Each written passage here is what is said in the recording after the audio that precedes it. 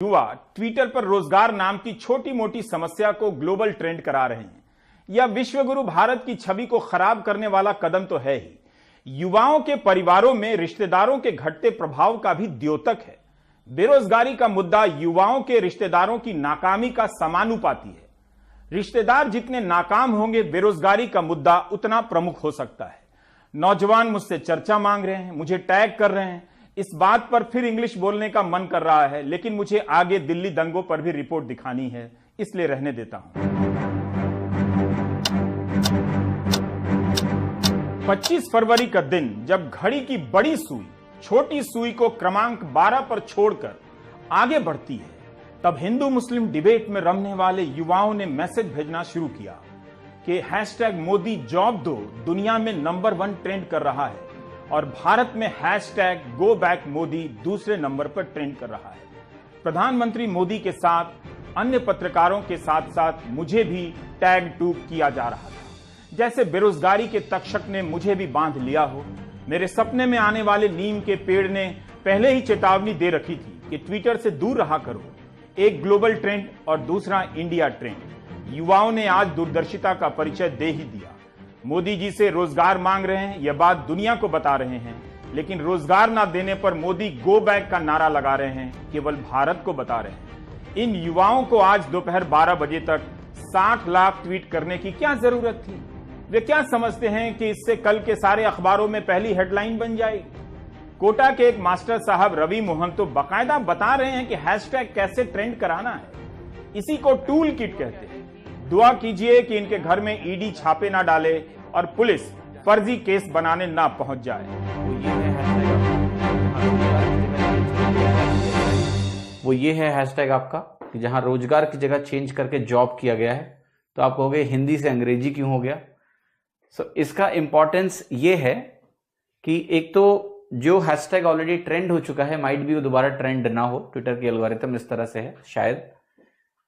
इसलिए ये बेहतर है कि हम एक अल्टरनेट हैशटैग के साथ जाएं जो नया हो और वो आपका ऊपर ट्रेंड करे, पर आपको पुराना हैशटैग भी उसके साथ यूज करना है।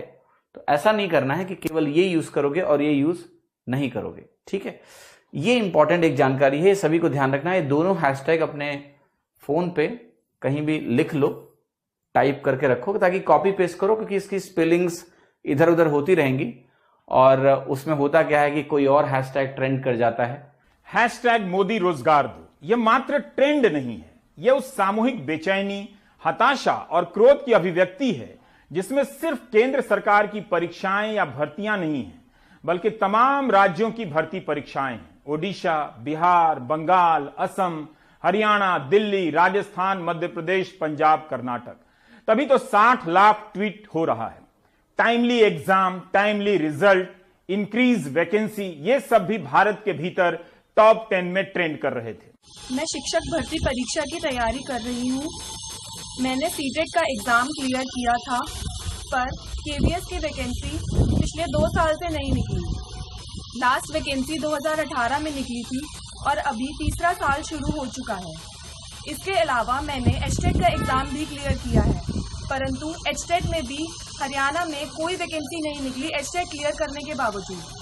और कुछ समय बाद जब वैकेंसीज निकलेंगी तब हम ओवरहेज हो जाएंगे। तो सरकार हमारी बात क्यों नहीं सुनती है? मैं एक एसएससी सीजीएल एस्पिरेंट हूँ। मैंने सीजीएल 18 भी दिया है, 19 भी दिया है और शायद 2020 भी दूंगी। इसका रीजन सिर्फ यही है कि इनकी जो डिलेड प्रोसेस है उससे कोई जॉब श्योरिटी नहीं है। पता नहीं क्या रिजल्ट आएगा, क्या नहीं आएगा। ये एग्जाम प्रॉपरली अगर कंडक्ट कराया जाए तो मैक्सिमम 1 साल लगना चाहिए, और 3 साल, 5 साल, 10 साल, कितना भी टाइम लग सकता है। मैं एसएससी की तैयारी पिछले 2 साल से कर रहा हूँ, लेकिन जिस तरह से लगातार एसएससी की कट ऑफ बढ़ते जा रही है और एग्जाम फेयर तरीके से नहीं हो रहे हैं, वैकेंसी लगातार कम हो रही है, जिससे कहीं ना कहीं एक मेंटल प्रेशर बनता है। फैमिली को ये कहना पड़ता है कि पापा थोड़ी देर और टाइम दे दो, लेकिन वो एग्जाम उस टाइम में भी नहीं हो पाते हैं, तो उनको और टाइम एक्सटेंड करना पड़ता है। मैंने 2019 में यूपी टेट और सीटेट कंप्लीट किया, मतलब पास किया। अपेयरिंग में कर दिए थे, और जैसे जिस तरीके से अब आपने सीटेट का अब आ जाएगा, रिजल्ट आ जाएगा मार्च में, तो उसमें भी बहुत सारे सीटेट पासर्स होंगे। अब केवीएस का कोई भी वैकेंसी स्टार्ट नहीं है, कोई भी केवीएस के 2-3 साल हो चुके हैं, वहाँ पर कोई भी वैकेंसीज नहीं निकल रही है। अभी जो 2019 में इलेक्शन से पहले का एनटीपीसी और ग्रुप डी जो नोटिफिकेशन आया है उसमें से अभी तक सिर्फ एनटीपीसी का पीटी हो रहा है, प्रीलिम्स, और वो भी दिसंबर से स्टार्ट है, अभी तक चल रहा है। पता नहीं चल पा रहा है कि कब खत्म होगा और कब उसका रिजल्ट आएगा, फिर कब आगे टियर 2 होगा।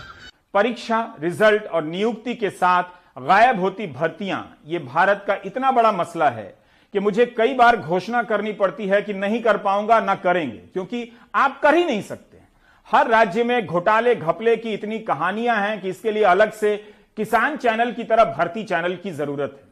वैसे किसान आंदोलन के दौरान आप लोगों ने एक बार भी किसान चैनल की बात नहीं की, अच्छी बात नहीं है। यह बात मैं आंतरिक रूप से बता रहा हूं। अभी इसी हफ्ते सुप्रीम कोर्ट के चीफ जस्टिस एस.ए. बोबडे ने कहा कि प्रश्न पत्र लीक देश की शिक्षा प्रणाली को बर्बाद कर रहा है। यह उस समय की खबर है जब भारत विश्व गुरु हो चुका है, बताइए, और प्रश्न पत्र है कि लीक हो जा रहा है। Do you get my point? मामला कर्नाटक का था, लेकिन सुप्रीम कोर्ट ने कहा कि मध्य प्रदेश के व्यापम जैसे मामले शिक्षा प्रणाली को खराब कर रहे हैं। चीफ जस्टिस ने तो यह भी कह दिया कि हम जानते हैं कि मध्य प्रदेश में व्यापम मामले में क्या हुआ। यह कोई साधारण वाक्य तो नहीं है।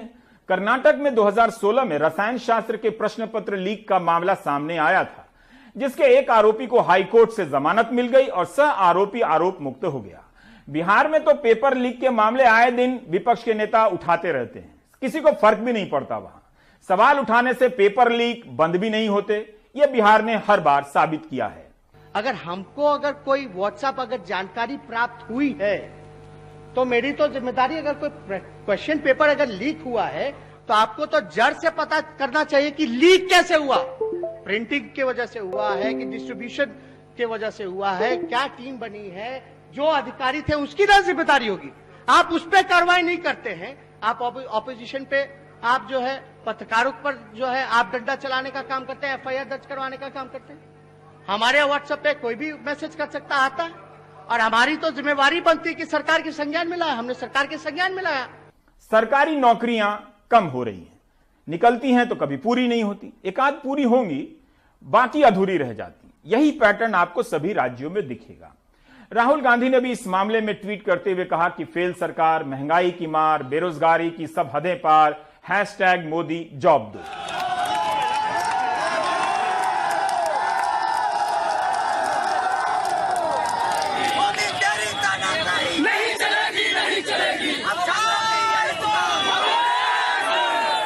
बुधवार को उत्तर प्रदेश के प्रयागराज में अलग अलग जगह पर सैकड़ों की संख्या में युवा रोजगार के मुद्दे पर सड़क पर उतरे। सुबह 11 बजे बालसन चौराहे से यह प्रदर्शन शुरू हुआ। खाली पड़े पदों पर जल्दी भर्ती की ये मांग कर रहे हैं।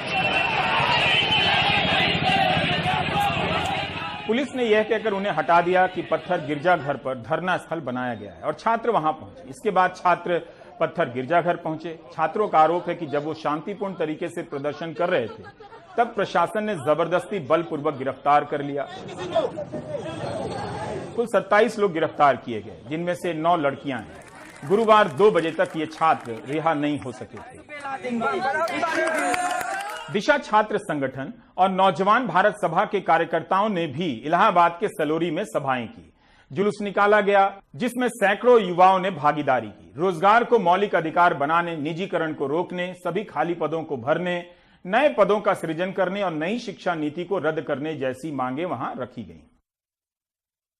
प्रधानमंत्री परीक्षा पर चर्चा करते हैं। 10वीं और 12वीं के छात्रों के साथ मार्च में होगी, मगर 12वीं के बाद के युवाओं को भी परीक्षा के तनावों से गुजरना होता है। यह तनाव कोर्स के पूरा होने या तैयारी का नहीं है, पेपर लीक होने से लेकर रिजल्ट के ना आने का तनाव है, जिससे न जाने कितने युवाओं की जिंदगी बर्बाद हो गई।